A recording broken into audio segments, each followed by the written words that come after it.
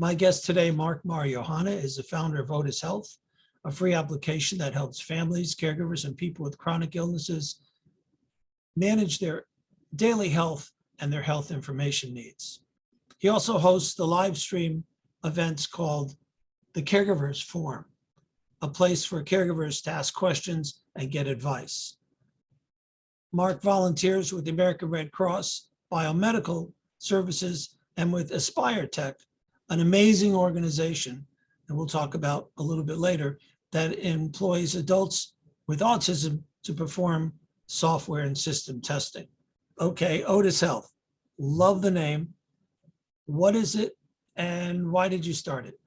OtisHealth is an application really focused on giving people an opportunity to bring all their health information in one place, be able to update it themselves, and then share it with other people. And so if you think about over our lifetime, we go to many different physicians, and the people we care for may have to go from one physician to another.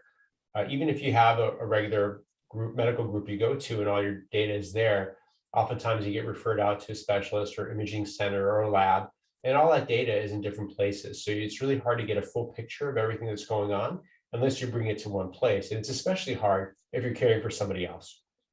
So with OtisHealth, the idea is let's get all the information, the data from different locations, bring it to one place so you can see it, make it really easy to access. So OtisHealth is both a web app and a mobile app. It's the same functionality whether you're on a website or you're on your phone.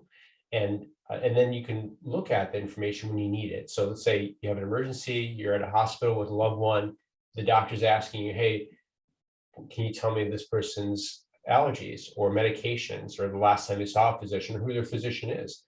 And you're usually forced to try to juggle through and fill out a medical history form with very little reference. In this case, with the phone, you'll actually be able to see it really quickly. And then more importantly, if you think about the interactions we have with the healthcare system, it's usually when we're ill. And so it's only a very short period of time every year or every couple of years that we're seeing a physician and getting a diagnosis. And oftentimes that's when we're sick. So there isn't really a good measure or good view of our total health.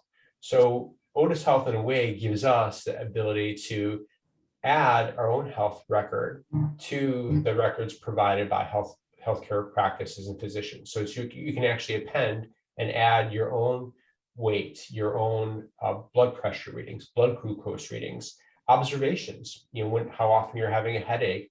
There is even within OtisHealth a depression severity assessment. So we call it a personal health assessment. So members can every couple of weeks assess themselves, see how they're feeling mentally, and then track that over time. And we provide some guidance and insights associated with that scoring, so you can talk to a mental health professional about it later.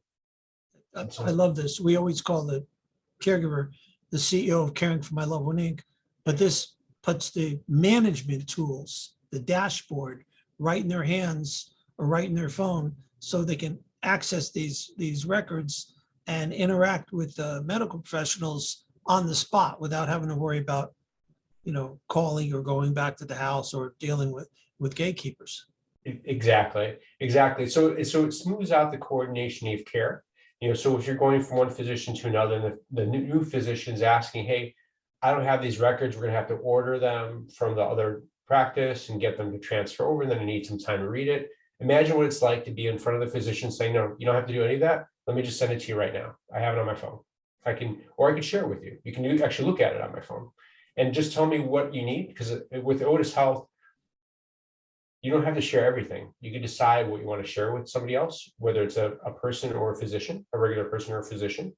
And one of the aspects of it that was really important to us is being able to manage the healthcare for other people. So if you have a child or even an adult who's unable to use a phone or a computer, and you need to help them manage their healthcare information, you can do it for them. You can actually establish what we call a managed profile. So just create a health profile under your own to manage their health information and have it accessible, and then share it with other people that are part of the family care team. So if a sister or sibling, somebody wants to have access to dad or mom's records, you can provide them access. So if you're not available, they can have access to that information easily. Presently, how difficult is it for us to access these records for ourselves and our loved ones? So if the application has a patient portal, one of the more popular ones is My Chart by Epic. You can go in, log in, see the medical information, and even depending on the hospital system, My Chart will allow you to share that information with other people. So if you're not using OtisHealth, you can go in and get some of that information. But keep in mind that that's only one application in one healthcare system.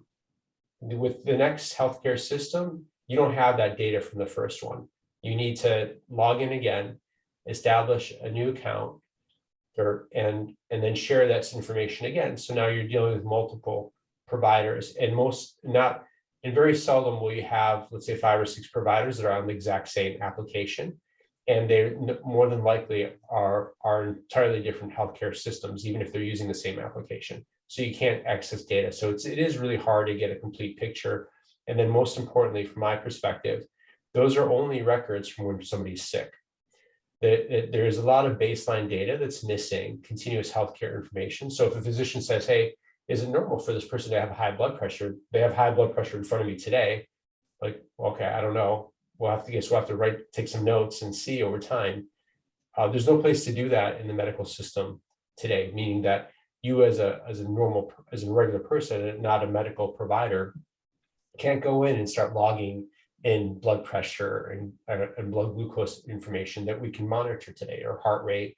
But with OtisHealth, you can log that. You can log it off of, you can manually enter it. Very soon, if people have wearable devices like watches that track heart rate or blood pressure or even blood glucose monitors, within the next few months, we'll be able to take that data directly from the device right into OtisHealth. So when you go to a physician, you can display it, not just the blood pressure that individual took, that medical practitioner, but you can actually look over time and say, okay, well, I can see, the doctor can see over time how the variation of blood pressure or heart rate looked.